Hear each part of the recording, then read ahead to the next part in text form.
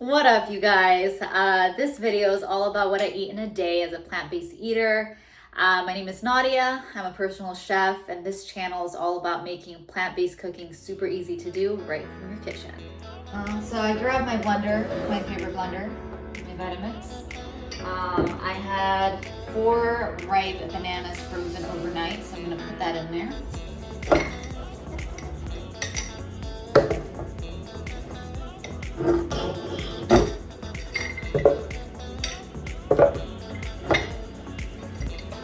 Yeah, so I know a lot of people want to lose weight, and these actually can be weight loss recipes, and I'll show you how.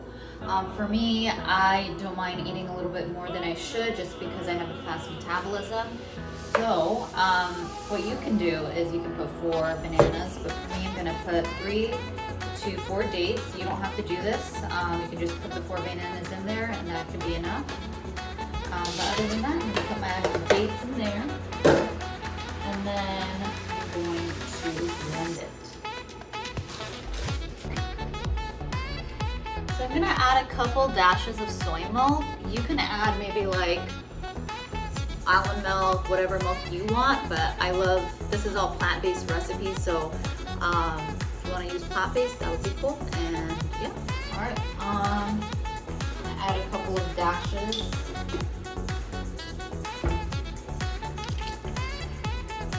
think that should be good. So I highly suggest when you are making ice cream is to put as little as possible of milk in the blender, because I've had the issue of putting too much and it just became liquidy, like a smoothie. It became a smoothie. So as little as possible. And if you need more, put more.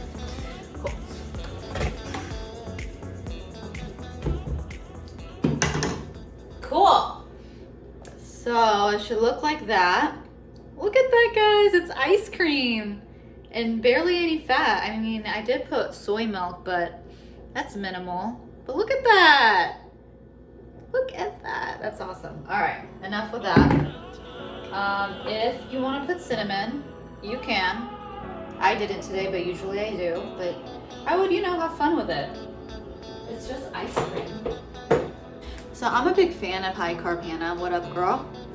And I saw a video where she was cooking some strawberries to make like fruit syrup, basically. Poured it over her oatmeal, but instead of oatmeal, I want to put it over my ice cream. So as we wait for the strawberries to cook, I'm gonna put my ice cream in the freezer for now. All right, guys, so I added my water in, and I'm just gonna add a bit of strawberries. I mean, that's what she did. She added water and then put it on high heat. Come on, guys, come fly. All right, cool. I'm gonna put a couple of strawberries in there, cook it up a little, and let it simmer, and then just let it melt into a nice syrup flavor. I'm not gonna put any sugar.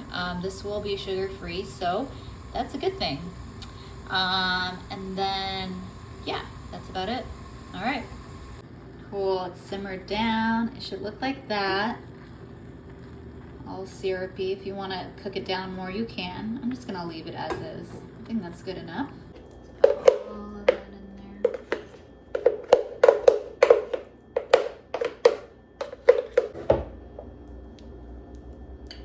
Yeah, look at that, guys. Okay, I'm gonna put this to the side. I'm gonna add my strawberry syrup because it's so delicious. I'm gonna add that in there. Woohoo. Woohoo. Hello. Hello.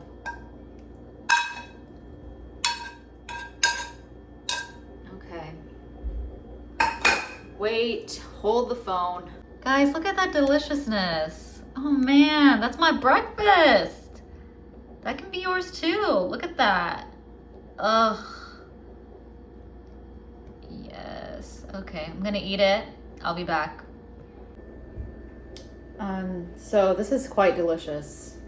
I very much like it.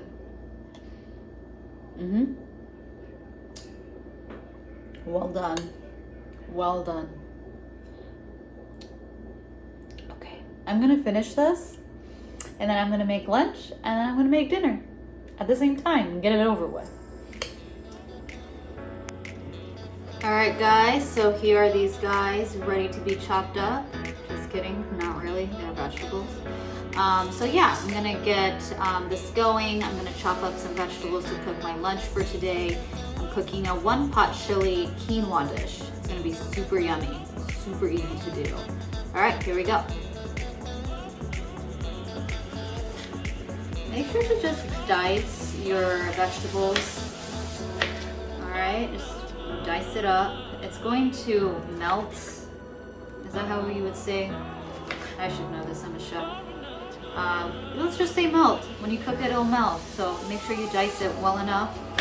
When I mean well enough, small bits.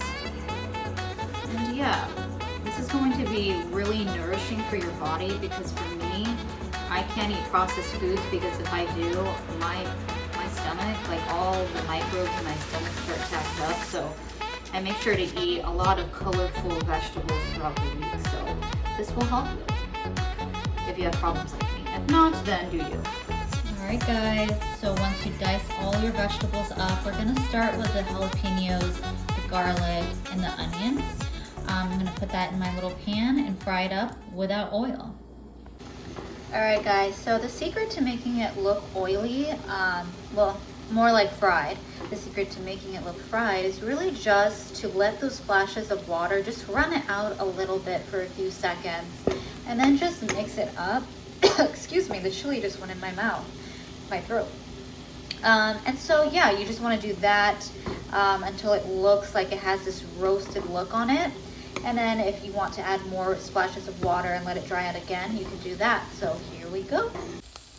All right, guys, so it should look like that. It's a bit burned, and that is how I like it. So what I'm going to do next is put the vegetables in. And then I'm gonna add a bit of salt in there. I'm going to add 2 teaspoons of cumin. Again, if you're a beginner, use utensils. I'm going based off what I remember of what 2 teaspoons are. I'm going to put 1 teaspoon of oregano, and I am gauging it.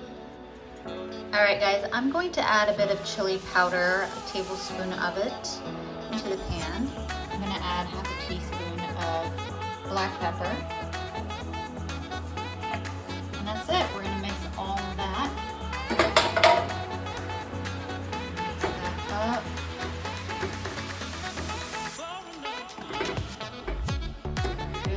I am going to let it cook for a bit since a lot of vegetables are in there.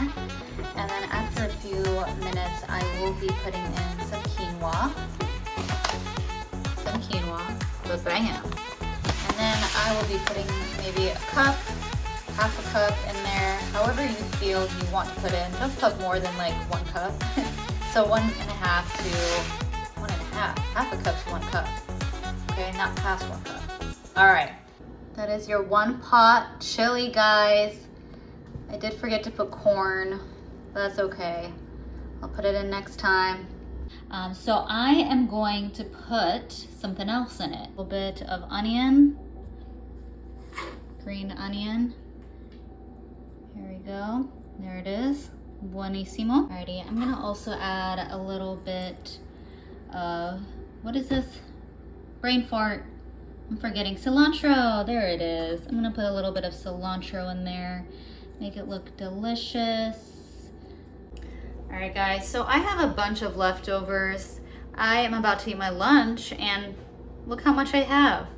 I'm gonna save this for tomorrow and eat well for the week. Well, for a couple of days. And there it is. That is my 1 pot chili. Super easy to do, and I'm gonna eat this right now for lunch. All right, guys, so this is my dinner. This is going to be just fried potatoes. Fried, it's not actually fried. I would never do that.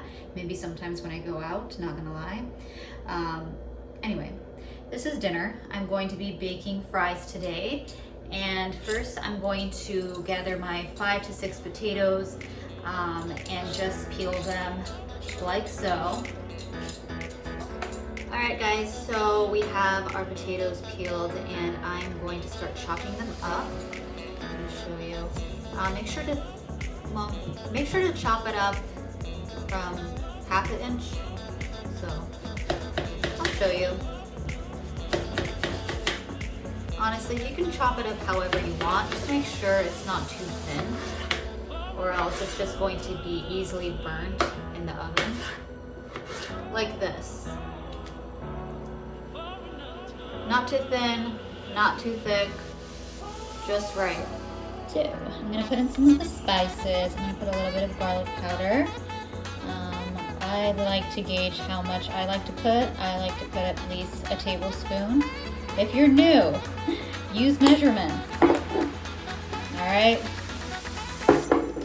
I'm not, because clearly I know what I'm doing. All right, I'm gonna put some chili powder. Just a little bit, not too much. Maybe a little bit more. And then, lastly, I am going to put a bit of salt. There we go.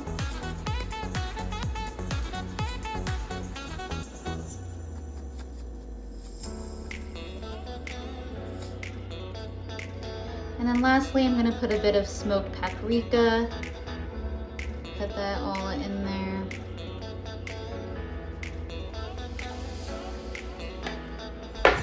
And then I'm gonna mix it. All right, we're gonna mix it up. Make sure you get everything in there. So what I like to do, I like to put in a little bit of breadcrumbs just to make it a little bit more, what would you call it? Fried, yeah. So I'm just gonna put a little bit of that in there. You could do what you will with that, but I would like to put that in there.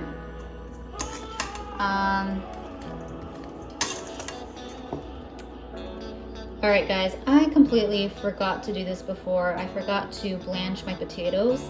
I'm gonna do that really quick. I'm gonna blanch my potatoes for about 10 minutes, so one moment. All right guys, so I am going to boil my vegetable broth. I don't have water, I'm out of it. I'm going to boil it and then put in my potatoes. And if you're curious as to what blanching is, blanching is basically boiling something, vegetables, potatoes, chicken, whatever it is, and just letting it sit in the boiled water for a full 10 minutes, for a hot 10 minutes. And that's what we're gonna do here. Cover it so that the water stays in there. This is basically supposed to soak up, well, not soak up, just make it much more softer when you're about to bake it. So that's gonna be helpful. So if you wanted to keep adding onto the spices, I'm going to add again a little bit of garlic powder, as you see. Yes, ma'am. And then I'm gonna put it on a baking sheet right now and cook it. Ooh, I'm gonna add a little bit of salt. I'm not gonna forget that. I'm a salty, salty guy. Here it is. There we go. All right. All right guys, this is my secret. I like to use a baking sheet whenever I like to bake things to make it look oily, to make it look fried. And if you have an air fryer, you can do that instead, but I'm gonna use this since I don't. So here we go. All right guys, I'm gonna add a little bit of the breadcrumbs again. I really like this. It makes it look more fried and just more thicker and delicious. So there it is. All right guys, I'm going to cook it for about 450 degrees for 10 minutes, 30 minutes. 10 minutes would be ridiculous, but 30 minutes, again, if you have an air fryer, it would go faster, but other than that, it will be at 450 degrees. I just took it out of the oven, and it's looking delicious. Oh, and this is without oil, and it looks fried. You guys want to subscribe and like my video, that would be awesome. All right, for more day in the life plant-based videos coming soon to you. Have a great day. Bye.